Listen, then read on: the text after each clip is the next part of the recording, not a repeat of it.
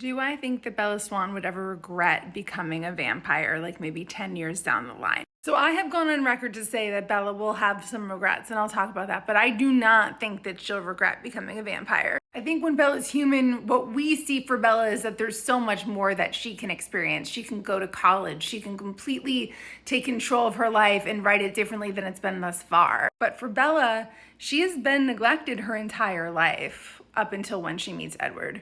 Her mom was negligent. She was parentified. She was meant to feel like a burden and an anchor. She's had to work really hard to keep her mom's household going. She's forgone a childhood. She moves to Forks just so that her mom can have a life. Once she gets with Charlie, he's not around either. He's gone fishing. He sees nothing special about herself.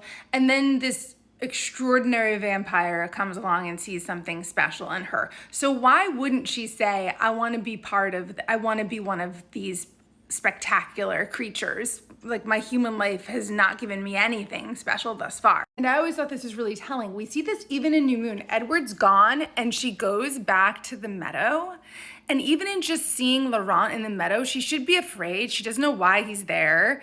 And she screams his name out in surprised pleasure. For her, this means that the magic that she was exposed to does exist. She didn't imagine it. And it's what she had started to dream of becoming. So no, based on the life she experienced before Edward, I don't think she'll regret it. I think we as the readers can regret it for her because we know like that she could have gone and lived an actual life. I do like to imagine that she will have a problem child, period. And I do like to imagine that she will eventually come to regret marrying Edward. And why would I like to imagine that when I'm a huge Edward fan, which means I guess that I'm a Bella and Edward fan? I just think she fell in love with him as a human, right? And we don't know how that changes when you become a vampire. And I think she's gonna, even though she can't mature emotionally, mentally, I think that she's gonna see a lot of the world.